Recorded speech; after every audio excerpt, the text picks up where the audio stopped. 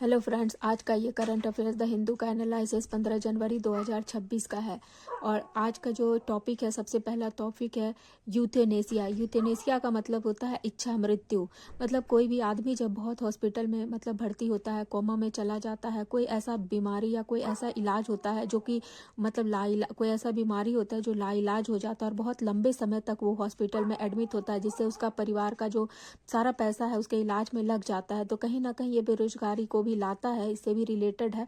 तो यूथे उस समय क्या होता है कि पेशेंट जो है वो अपना डिमांड कर सकता है कि मतलब मुझे अपनी मृत्यु के लिए डिमांड कर सकता है। तो कुछ लीगल प्रोविजन होते हैं और डॉक्टर से कंसल्ट करके उसके परिवार के कोई सदस्य या वो खुद भी डिसाइड कर सकता है कि वो मतलब इच्छा मृत्यु अपना ले सकता है। तो यूथेनेसिया जो है वो दो तरह का होता है। मतलब ये केस क्यों आया है, क्योंकि सुप्रीम कोर्ट में अभी 31 वर्ष का एक रोगी था, जो कि मतलब 31 वर्ष का एक रोगी नहीं बोलेंगे, एक तरह से वो यंग ही है हुआ। तो वो क्या है, 13 वर्ष से वेंटिलेशन पे है। अब उसके परिवार के सदस्य मतलब एक तरह से कोमा में है, ठीक है। तो उसके परिवार के सदस्यों ने यूथेनेसिया की डिमांड की है। तब अब देखते हैं कि यूथेनेसिया जो है वो दो तरह का होता है। पहला मतलब हम इच्छा मृत्यु जो है वो दो तरह से कर सकते हैं कंप्लीट। कैसे, एक तो होता है एक्टिव यूथेनेसिया और दूसरा होता है पैसिव यूथेनेसिया। एक्टिव यूथेनेसिया में क्या होता है, ये हम लोग का इंडिया में नहीं है। मतलब जितना भी जीवन जो है उसमें समाप्त किया जाता है, जैसे किसी तरह का पॉइजन से रिलेटेड कोई इंजेक्शन देकर हम लोग उसका जो है वो जीवन को समाप्त कर सकते हैं, ठीक है। ये इंडिया में अलाउ नहीं है, कुछ कुछ ही देश में ये जो है वो लीगली अप्रूव्ड किया गया है। और पैसिव यूथेनेसिया जो है वो उसमें क्या होता है कि हम लोगों का जो लाइफ सपोर्ट सिस्टम होता है, जैसे कोई भी पेशेंट है बहुत लंबे समय तक वेंटिलेशन में है या आईसीयू में है या ऑक्सीजन मास्क पे है, अलाइव है, तो उसका लाइफ सपोर्ट को हम लोग हटा देते हैं, वेंटिलेशन को हटा दिया जाता है। तो यही होता है पैसिव यूथेनेसिया। अब पैसिव यूथेनेसिया जो है वो कब मतलब आया था, कॉमन का case common cause versus the union of India 2018 में आया था हम लोग का भारत में।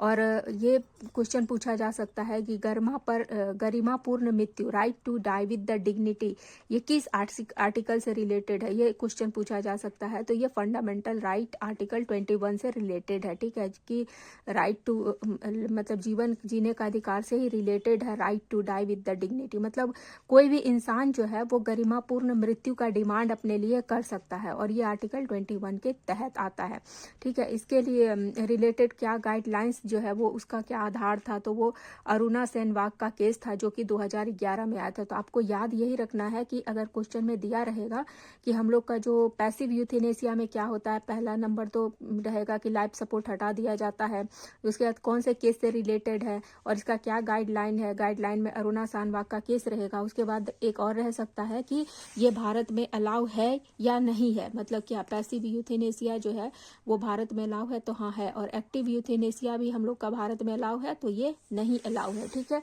उसके बाद इससे रिलेटेड जो हम लोग का क्वेश्चन है मेंस में और GS4 में इथिकल डायलेमा से रिलेटेड है। मतलब नैतिक दुविधा का क्या क्या समस्या है हम लोग का जीवन में। जैसे नैतिक दुविधा क्या होता है, इथिकल डायलेमा कि हम लोगों के पास दो चॉइस होता है और दोनों ही चॉइस या तो सही होता है या तो दोनों ही गलत होता है। हम लोग को किसको चुनना चाहिए, वही इथिकल डायलेमा होता है, ठीक है। तो ये है मतलब यूथेनेसिया से रिलेटेड ये था। जब मैं इसका मेंस का करवाऊंगी, मतलब जब मैं मेंस का वीडियो बनाऊंगी तो ये इथिकल डायलेमा का क्वेश्चन रहेगा, ठीक है। उसके बाद नेक्स्ट है UGC bring out the new rules against the caste discrimination. जाति आधारित जो भेदभाव होता है उसी से, मतलब क्या होता है कि बड़े बड़े जितना भी UGC का मतलब होता है ठीक है, यूनिवर्सिटी ऑफ ग्रांट कमीशन, ठीक है। तो उसमें क्या होता है कि जैसे बड़े बड़े यूनिवर्सिटी में क्या होता है कि भेदभाव किया जाता है जब स्टूडेंट उसमें एडमिशन लेने जाता है या कोई एडमिशन लिया हुआ स्टूडेंट है, तो जो मतलब जाति के हिसाब से उसके साथ ना कोई तरह का डिस्क्रिमिनेशन किया जाता है। तो उसी को लेकर जो है वो कास्ट डिस्क्रिमिनेशन के ये रूल्स को लाया गया है। जो जाति आधारित भेदभाव का क्या परिभाषा है, तो पहले जो है इस परिभाषा के अंतर्गत सिर्फ SC और ST को ही कवर किया जाता था, लेकिन अभी जो नया रूल आया है उसके तहत जो है OBC ओबीसी भी कवर होते हैं। तो ये देखिए लिखा हुआ है कि पहले जो है एससी और एसटी कवर होते थे, अब नया जो रूल आया है उसमें ओबीसी को भी कवर किया जाता है। उसके बाद क्या है कि हायर यूनिवर्सिटीज में मतलब उच्च शिक्षण संस्थानों में जो है इक्वल अपॉर्चुनिटी सेंटर का स्थापना करना बहुत ही अनिवार्य किया गया है। ठीक है, कि जितना भी यूनिवर्सिटी है उसमें इक्वल अपॉर्चुनिटी एक सेंटर बनाया जाएगा, ताकि इस तरह का भेदभाव जो है वहां पर नहीं किया जा सके, इस तरह का डिस्क्रिमिनेशन नहीं किया जा सकते। और किसके अंडर में इसके अंडर में जो है इक्वालिटी कमेटी भी एक गठन किया जाएगा। और इस इक्वालिटी कमेटी का जो प्रतिनिधित्व है वो कौन करेगा? इक्वालिटी कमेटी का प्रतिनिधित्व ओबीसी, एससी, एसटी, दिव्यांग और महिला, इसके ये सदस्य मतलब कमेटी का जो है प्रतिनिधित्व करेंगे, रिप्रेजेंटेशन करेंगे। ठीक है, तो इसी तरह से रह सकता है क्वेश्चन की जाति आधारित भेदभाव में कौन कौन कवर होता है। तो पहला है एससी, एसटी, ओबीसी। उसके बाद है इक्वालिटी कमेटी का प्रतिनिधित्व कौन कौन करेगा। तो सारा ऑप्शन दिया रहेगा कि कौन कर सकता है, ओबीसी कर सकता है कि नहीं, ठीक है, एससी कर सकता है कि नहीं, एसटी कर सकता है, दिव्यांगजन, महिला। तो इस तरह से देखिए मैंने क्वेश्चन को फ्रेम किया है। तो कौन कौन सा सही है, तो आप या उपयुक्त सही मतलब ऑल ऑफ दिस ऐसे करके भी रहेगा, तो आप इसको मतलब आंसर वहां पे टिक कर सकते हैं। ठीक है, उसके बाद है कॉपर डॉप लेड एपेटाइट मतलब जिसको या फिर LK99 भी बोला जाता है। तो इस पे क्या है, पहले तो ये समझते हैं कि ये किससे रिलेटेड था। यही क्वेश्चन रह सकता है कि copper dope lead apatite LK99 या LK99 क्या है। तो ये एक क्या है ना, अतिचालक है। अतिचालक का मतलब है सुपर कंडक्टर है। सुपर कंडक्टर मतलब जो इलेक्ट्रिसिटी का फ्लो को बिना मतलब किसी भी रिस्ट्रिक्शन से या बिना किसी प्रतिरोध के उसको जो है वो प्रवाहित कर सके और बिना एनर्जी का लॉस किए हुए। तो इसमें क्या किया जाता है, ये सुपर कंडक्टर में जो है वो ये एक मटेरियल का यूज किया जाता है। इसी मटेरियल को एपेटाइट बोला जाता है। और वो मटेरियल एपेटाइट मटेरियल जो है वो किससे बना होता है, फॉस्फेट से बना होता है। तो ये जो सुपर कंडक्टर है ये क्या होता है, अभी यही क्वेश्चन रहेगा कि सुपर कंडक्टर ऐसे स्टेटमेंट रहेगा। पहला स्टेटमेंट, ऐसे पदार्थ जो TC मतलब क्रिटिकल टेम्परेचर से नीचे ठंडा करने पर, ठीक है, अब क्रिटिकल टेम्परेचर क्या होता है, मतलब रूम टेम्परेचर से भी बहुत वेरी वेरी लो टेम्परेचर, उसी को बोला जाता है क्रिटिकल टेम्परेचर। हम लोग का रूम टेम्परेचर कैसा होता है, तो रूम टेम्परेचर से भी बहुत नीचे ठंडा करने पर 0 इलेक्ट्रिक रेजिस्टेंस देता है, मतलब शून्य विद्युत प्रतिरोध, मतलब बिना किसी प्रतिरोध के इलेक्ट्रिसिटी का जो है वो फ्लो कंटिन्यू करता है। ठीक है, मतलब बिजली को बिना किसी बाधा या लॉस के, मतलब बिजली का लॉस नहीं होगा। मान लीजिए यहाँ है बिजली, यहाँ पर बना और बिजली बना और यहाँ से बिजली को यहाँ तक पहुंचाना है, तो बीच तक जाने में क्या होता है, बहुत सारा रेसिस्टेंस होता है, मतलब प्रतिरोध आ जाता है, जिससे यहाँ पे बीच में बहुत सारा एनर्जी का लॉस हो जाता है।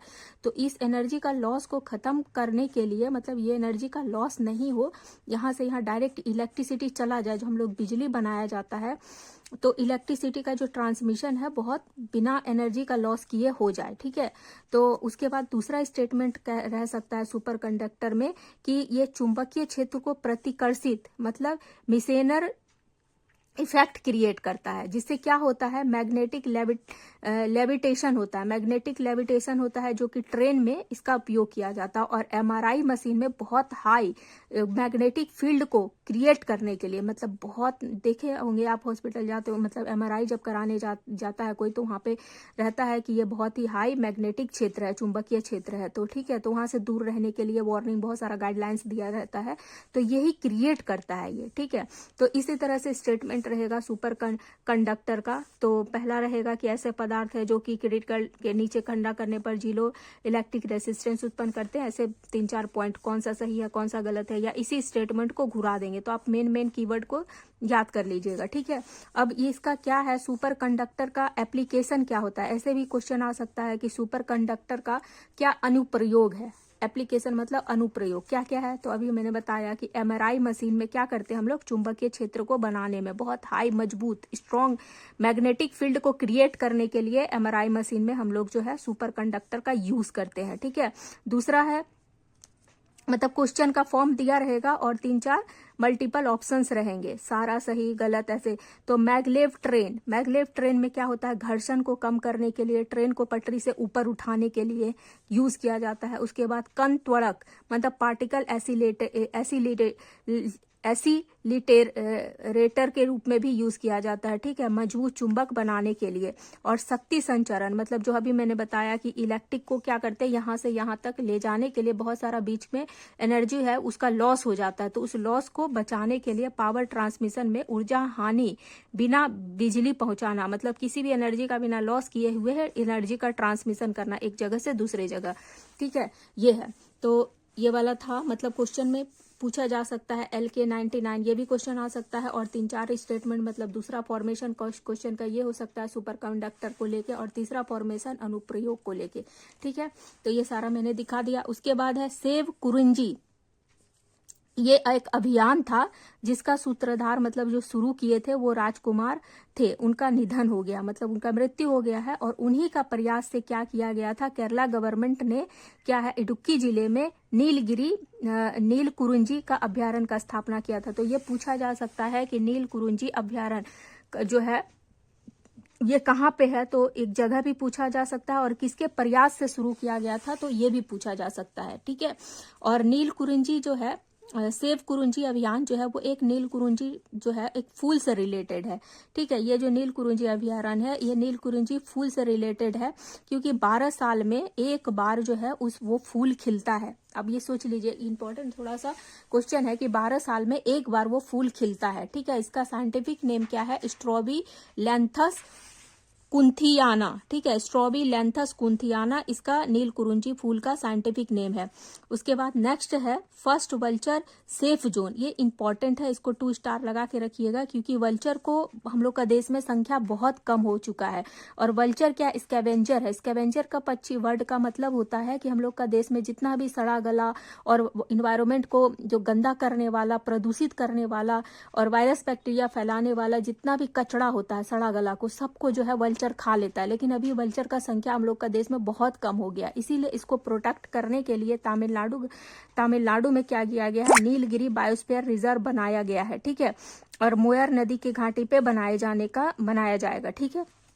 नेक्स्ट है employment and social trends 2026 report, ये इसको कौन जारी करता है, तो इसको इंटरनेशनल लेबर ऑर्गेनाइजेशन जारी करता है। ये भी इंपॉर्टेंट है, ठीक है, क्योंकि अभी बेरोजगारी का दर थोड़ा सा कम हुआ है, तो उसी से रिलेटेड ये न्यूज है।